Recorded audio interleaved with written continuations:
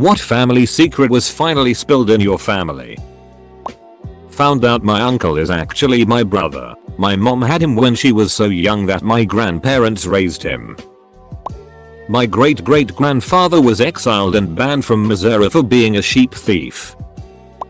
When my mother fell ill and I took over her finances, I found thousands of pounds of gambling debt on her credit cards. Then I found adoption papers for a child she'd had before me that she'd never mentioned. Then another family member told me my dad didn't die in a car crash but committed suicide in prison. My grandma didn't drive. I thought she couldn't, but it was just never discussed. One day when I was maybe 7-8, I'd been trying to get anyone to drive me to the store for candy. We were visiting my aunt and uncle. Grandma lived with them. They had Bitto honey at the local store, which I could no longer get at home. But no one would take me to the store. Finally I said I'd just ask grandma, and my cousin chimes in with, "Grandma can't drive." "Oh, you bet your sweet ass I can drive. They just don't let me." Grandma had overheard and she was in high dudgeon. That's all that was said about it, and my aunt finally took me to the store, so I forgot about it. Years later, when I'd just gotten my license, I asked my mom what was up with grandma not driving. She explained that during Prohibition grandma bootlegged alcohol for moonshiners. She was very successful at it. She was so successful at it that when the moonshiners were finally busted, even though the revenue was never caught my grandma, her license was suspended by the state to never be reissued. Later in life she was told she could petition for it back, but it came with an admission of guilt or some such. She told them to go to hell. My sister cheated on her husband throughout her entire marriage to the point that all 3 of her kids have different biological fathers. After my grandfather passed, we found out he had fathered a child when he was posted in Italy during World War II. He never knew. His mother intercepted any letters from the Italian girl. He came home, met and married my grandmother and had 4 children. I forget who in the family found out and how. It's crazy to think we have a whole Italian family out there. Edit. Went to sleep and woke up to crazy notifications. Thanks for the awards. To clarify, I'm in the UK. Not that it's relevant to the story. My oldest aunt is 77, so this kid would be at least 79 by now, I would think. We've considered doing the DNA testing, but some family members aren't comfortable with how those companies could use the information. It's a really sad story, but if his mother hadn't intercepted the letters, I wouldn't exist. It's a weird place to be in emotionally. I started having problems with my teeth. Spontaneous abscess that resulted in multiple root canals. My dentist did some looking into what the cause might be and found some really odd abnormalities with my incisors, roots and nerves, the teeth that had been afflicting me. So he sent out requests for help to a couple of professors he knew in the field. When my next appointment came up, he was really quiet for a bit before verbally stumbling about. It turns out that what was happening with my teeth was a classic sign of inbreeding, and he was super uncomfortable giving me the news. Brought it up to my mom and she just was like, "Oh well, yeah. Didn't you know? WTF. Of course I didn't know." Turns out that not very far back in the family tree, several of my relatives decided that it was a good idea to get married to one another, and no one bothered to mention it, ever. The small town where I live is 85% my relatives. No joke. I hadn't even met all of them. That's how many there are. Edited for clarification. I had made a big point of going far away from my hometown to meet my husband, married 12 years this June, because I was afraid of having children with someone that might be my cousin. Only to find out 5 years after we had been married that I was in fact a product of inbreeding. My husband and I are not related at all. Edit. I did not expect this to blow up. I honestly thought that it would just get lost. Thank you for the awards. I will try to answer some questions here. My teeth look normal. Nothing special about them. No crowding. Nicely spaced. Pretty normal teeth. I didn't take what the dentist said really all that seriously and figured that what the prof said was maybe just a theory rather than fact. Maybe just correlation rather than causation. Then I told my mom. All of my lower incisors have split roots with split nerves. The nerves are in a V shape instead of just straight. There are cavities in my chin around the nerves, so if I get a slight bump on the chin, the inflammation can cause an infection. I pretty much end up looking like a sexy female version of Brian Mulroney. I found out about this after I had been married for around 5 years. I am from Ontario, Canada. I won't say where because you might be my cousin. Both my mother's side and my father's side came from smaller towns where the population was predominantly family. That is, the families had lived there since the town had been settled. So there is a good chance that there had been some inter-cousin shenanigans on both sides. Though no names from my mother's side showed up in my father's family tree. So far 23andMe says that I have a little over 1,500 relatives scattered across Canada and the USA and only 17 in the UK. Mostly my father's side is in the USA, which surprised me, while my mother's side is mostly in Canada. But that's only people that have taken the test. There still could be more. My aunt wasn't my grandfather's child. He met my granny when my aunt was a very sick infant. She had polio and wasn't expected to survive. My granddad married my granny so she could get on his insurance and move to an area that had proper medical support. My aunt was the first infant to survive open heart surgery at Yale New Haven Hospital, and although she had to be in leg braces most of her childhood, she had a great, although not long enough, life. My granddad loved her like she was his own. And I never knew until she went to her bio dad's funeral when I was a teenager. Editing to say, thank you to everyone who's shared their family stories or left a comment. I've spent the whole evening reminiscing and sharing stories I haven't really told in a long time. And that really means a lot. Thank you so much to everyone who's given an award or left an upvote. I haven't been able to comment on everyone's stories, but I've read them all and deeply appreciate them. This has been the highlight of my week. My grandmother recently died. She was famous in our town for her amazing cooking catering, in particular her turkey dinners. Notably, her gravy was absolutely amazing. So delicious. She had a heart attack several years ago and her near-death experience convinced her to share some of her secret recipes with me. All except for her gravy recipe. When she died this spring, I was going through her pantry and found an entire bucket of KFC gravy mix. She was literally using KFC gravy mix as a base to make her incredible gravy. Huge scandal. Mayo. Edit. Used infamous when I meant famous. After my mom died, I found out the real story behind my parents' marriage. She came to my father's country to visit some of her relatives. Met my father and after just 1 week she asked him to marry her so she could stay in the country. My father accepted because he had no one else and his parents were pressing him to get married already. But the highlight of the story is that over some time, the two of them fell in love with each other. Their love only grew over the time and they were really happy together. My mother spent her last days very ill, and she would accept only my father by her bedside. He swears to this day that she was an angel sent from God to take care of him. I'm shocked that they got married just like that, out of the blue, and ended up loving each other so deeply. I can only hope to have as good and loving marriage as they had. Edit. I had no idea my parents' little secret would touch so many people. Thank you all. It means a lot. That my grandfather was an atomic soldier. Instead of sending him to fight in the Korean War, they sent him to Nevada, where, after having him turn away from the initial flash, he witnessed the mushroom cloud. After that was over, he was ordered to march to the detonation point, where he was unwittingly exposed to high amounts of radiation. Luckily for my family, my grandpa is now in his 90s, even after a few cancer scares, and the rest of us, my mom, aunt, cousins, sister, and I, are cancer-free and fairly healthy. But this is medical information that we really should have known earlier. My dad fathered a child in high school. His side of the family knew. And my mom, we found out years after he died that we have a half-sister.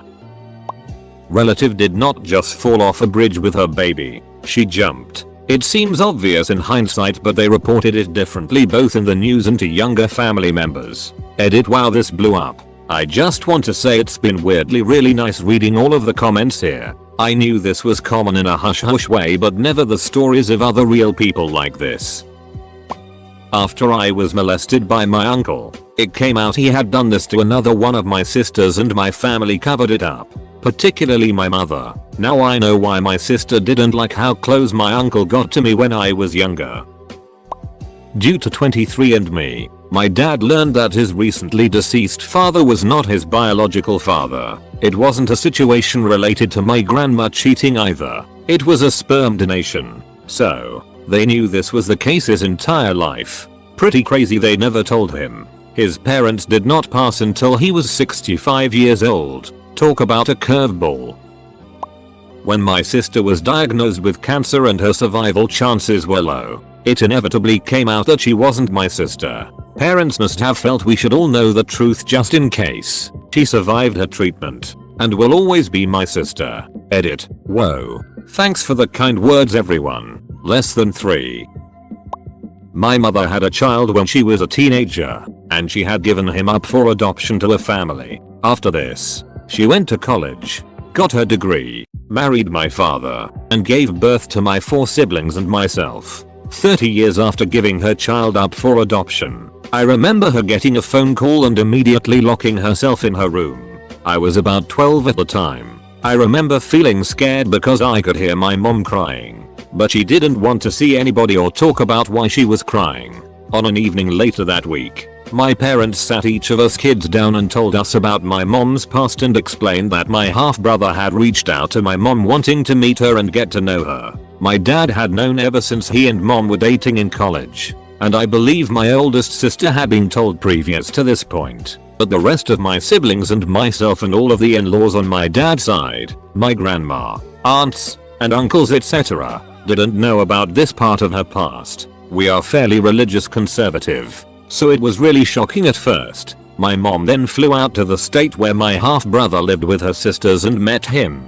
Both my mom and my half-brother were both very nervous about the whole thing, but by the end of their trip meeting each other, they got to rebuild a relationship. After a bit of time, my siblings and I got to meet him too. Fast forwarding to now, he's since moved to our same state and we see him much more frequently. He's in all of our family pictures. We see him occasionally for holidays and birthdays, and we all see him as part of our family. We're a very close-knit and extroverted family, while he is much shyer, so at times he can be a bit more distant than we would like, but we give him his space. I know my mom stays in close touch with him, and we love it when he's able to make it for family dinners and whatnot. Back then, I was the youngest and, up till then, the only boy in my family, so I loved learning that I had an older brother. Now that I'm an adult, I sometimes get his old clothes because we're roughly the same size. He's got good taste too, so I really lucked out, haha.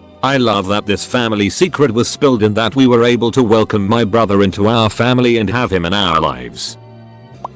We went to my grandmother's for Christmas dinner like we did every year, and my uncle drank too much and kind of hinted that he had an affair with my mother. A couple of months and 2 DNA tests later we found out my sister is actually his daughter. My dad never spoke to his brother again, and of course, my parents got divorced, and I needed a lot of therapy and chocolate. Gosh, we are trash. My mom and older brother are not biologically related to me. My bio mom died sometime after I was born, leaving me, my sister, and my dad behind. My brother was the one that told me. My parents never told me because they wanted to protect me from the truth, but my brother thought that was a BS reason for me to not know. I don't know if my parents know that I know the truth, but I don't want to bring it up either. Edit. To address some questions. My mom immigrated here along with my older brother when he was a kid. My dad also immigrated here and my sister and I were born after he came. I don't know much about our family history beyond that. My brother revealed this info around when I was 18. He isn't the type to lie about something like this. He also said my sister is apparently aware of the truth because she has a memory of my bio mom being in physical contact with her. I don't think too differently about my family because of this. My mom is still my mom. Grandpa was a serious Nazi German war criminal. We found out after my grandfather died that none of his 7 children with my grandmother were his, and that they all likely had different fathers.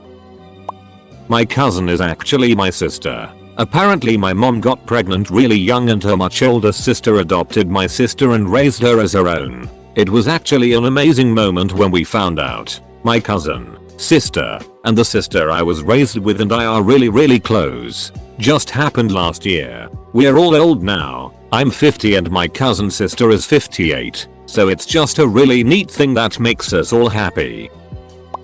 My great aunt had a secret kid that she adopted out before she got married. Told everybody a couple years ago while she was working on finding him. He's a great part of the family now. Edit. Not to be that guy, but I've never had a comment blow up so much, so I'm going to be that guy. I'm happy my little family secret has reverberated with so many people. And even if I haven't directly replied, I've read every story. Treat your newly found family right when you find them. They're usually awesome. Found out my grandma had a baby as a teenager and was forced to give him up for adoption by my great grandparents. 40 years later he found us. My uncles are infamous criminals who killed multiple people. I thought they bred dogs. Edit. Thanks for the awards. The only good thing that ever came from this.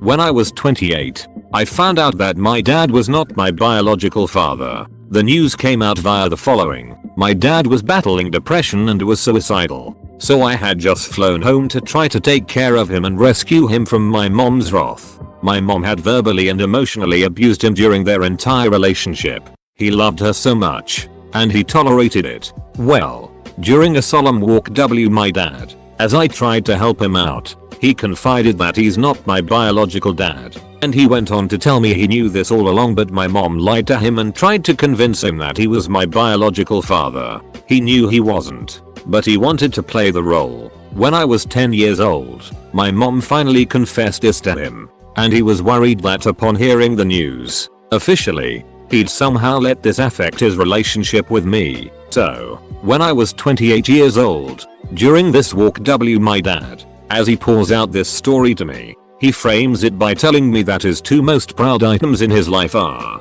1. How I turned out his raising me. 2. That he had completely forgot about the news my mom told him earlier in that day, when I was 10, about him not being my biological father, and that it was only upon tucking me in at night, when I was 10, that it briefly crossed his mind. It was at that point that he knew nothing would ever come between us and our father-son relationship would be as awesome as ever. He also confided that my mom did hard drugs while pregnant with me, and this broke his heart to witness firsthand. They were very poor. My dad grew up in a foster home without parents. My mom grew up 6 siblings and ill-equipped parents. She dropped out of 9th grade, whereas all of her other siblings dropped out earlier. Many of them are barely literate. I'm now mid-30s, and tragically, my dad committed suicide mid-March 2020, right as COVID was hitting. I was out of the country at the time but immediately flew 30 hours, 30-min layover,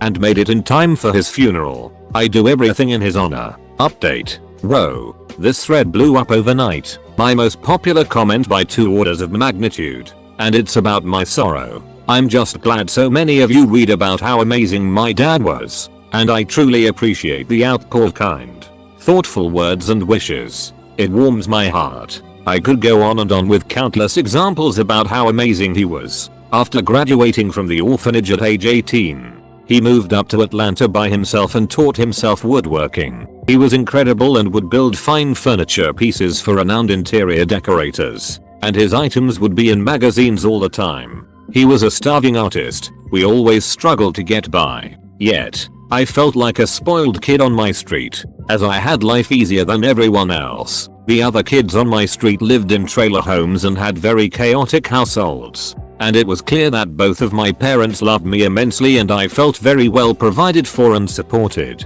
I was very lucky to have him in my life. I still think about him daily, and I'm trying to improve emotionally. I appreciate everyone sharing your own similar stories, and it provides a sense of camaraderie. Hearing the shared pain and empathy, and seeing that this resonated with so many people, it motivates me to finally write a short stories book that would include snippets from my relationship with him.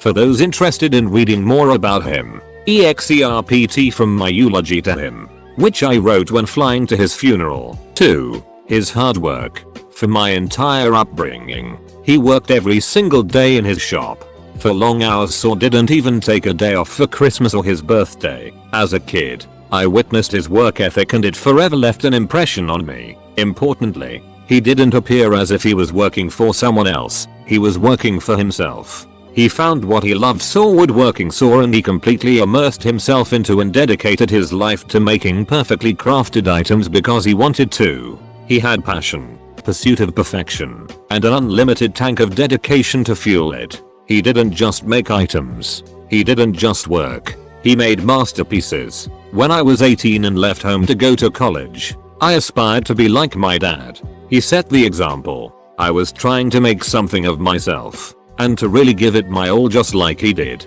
His work ethic was ingrained in me. I would get 4-5 hours of sleep many nights every week. For years, it was hard, but I always thought about how much harder my dad worked. I would recall memories of him working in his shop late at night. I'd hear the saws spinning, the compressor running, memories of huge sawdust piles under his table saw. He did so much to provide for our family. He always provided. I remember being a kid, hanging out with him in his shop, admiring his dedication to the craft and strive for perfection. So, when I was 18, starting college, I was trying to make him proud. And I was also trying to do everything I could so that I'd have the opportunity to do anything I want in this world. Not just for myself, but on behalf of my dad. A part of me felt that whatever opportunity I gained, whatever success I had, it was in hopes that he too would somehow benefit, that he could vicariously get what he deserved. He deserved the world.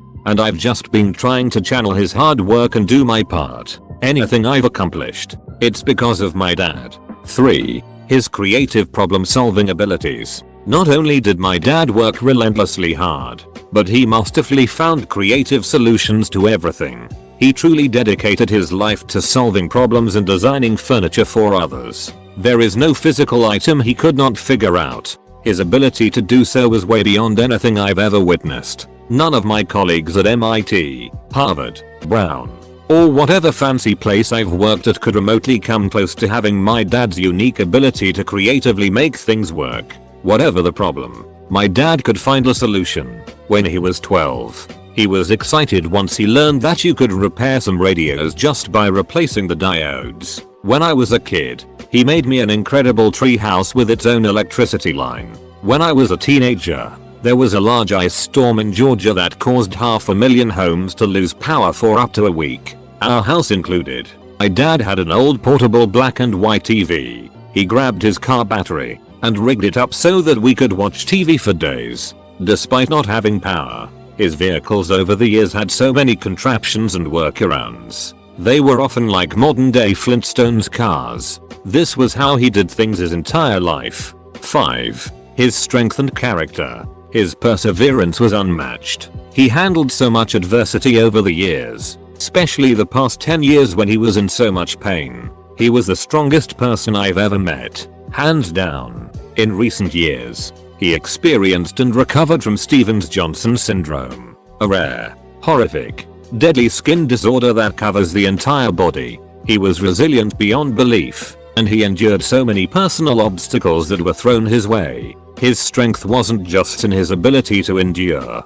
but in his bravery. I have many stories from my childhood where he stepped us to save the day in crises. He was fearless. Not only was he courageous in his character, but he was also physically strong as an ox. It was uncanny. In his 60s, he could often lift more than I could in my 30s, despite my being really into weightlifting. But I'll spare you the fun, humbling details. 6. Vulnerability and gentleness. Once I became an adult, he was strong enough to admit to me tough moments in his life. He was willing to confide in me painful times that he endured. He was willing to call on me for help, and to tell me when he felt he wasn't strong enough. We all feel this way at times. He was vulnerable to cry. He showed me that one's willingness to show vulnerability is in fact a product of strength and bravery. 11. Closing. As I close, I want to mention one of my favorite artists, Alanis Morissette, who has a stanza that challenges us by asking,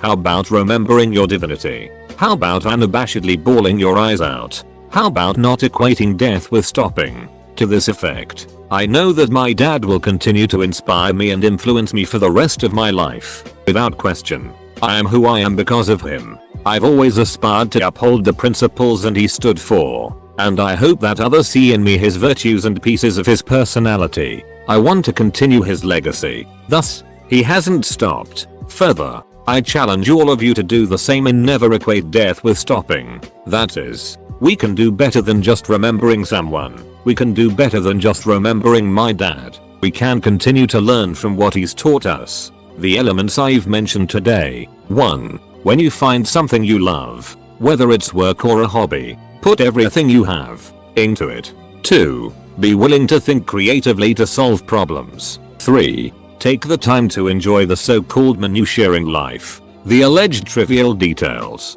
Make it significant. 4. Be willing to play and be silly. Don't take yourself too seriously. 5. Be brave. Be strong.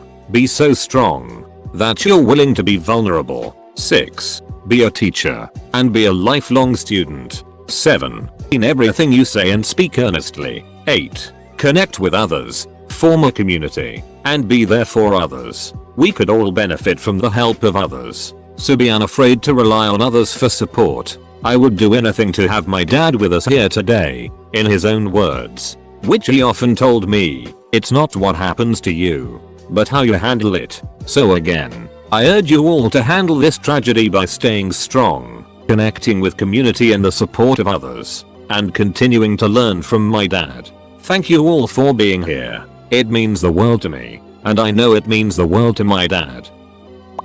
My mother often had stories like, at your age, we got up at 4 AM to work on the farm. After the job, we went home to have lunch with your grandfather. Then we walked 10 kilometers to go to school. And when we were back, we used to work in the field in a tractor until it was 6 PM to go and cook dinner for your grandfather. And me like, yeah, but he didn't work the farm with you in the morning? And she was changing the subject. I learned in Easter that my grandfather was alcoholic, got drunk every night, didn't get up in the morning to go to work, or was in fake jobs to lie to the family and go to drink, while the children had to go in elementary school and manage a farm. Then he was in prison because he touched the neighbor's children, and he got out of prison. He took out a loan of $30,000 in my grandmother's name and ran away with the money. Then he died a few years later. My grandmother bought herself an used Ford Limited, and no one cried at the funeral. 30 years later, I learned who my grandfather was.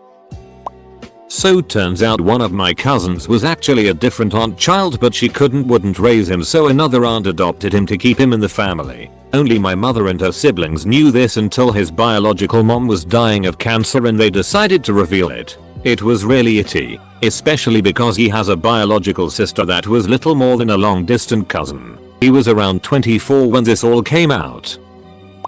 Last week I discovered that my dad died 2 years ago, and no one bothered to tell me. I'd been looking for him. He was something of a drifter and most likely had Asperger's. I'm his only child. I stumbled across his headstone on findergrave.com while digging through Ancestry. His marker was labeled beloved brother. My aunts and uncles are pieces of it. I'm not hard to find. I don't even know how he died. He died alone though. VA paid for his burial. I'm not okay. Edit. Thank you to everyone who's been so kind. I'm still processing the whole thing, so I'm not ready to confront my relatives. My dad was a good guy. He had his demons and my mother was one of them. Our estrangement wasn't his fault. I'm my father's daughter, and I say that proudly. I'm a veteran like he was. I'm a writer like he was. And I'm autistic as well. I understand the gaps in contact. He was kind, smart, sarcastic and just a good guy. He loved baseball and metal detecting.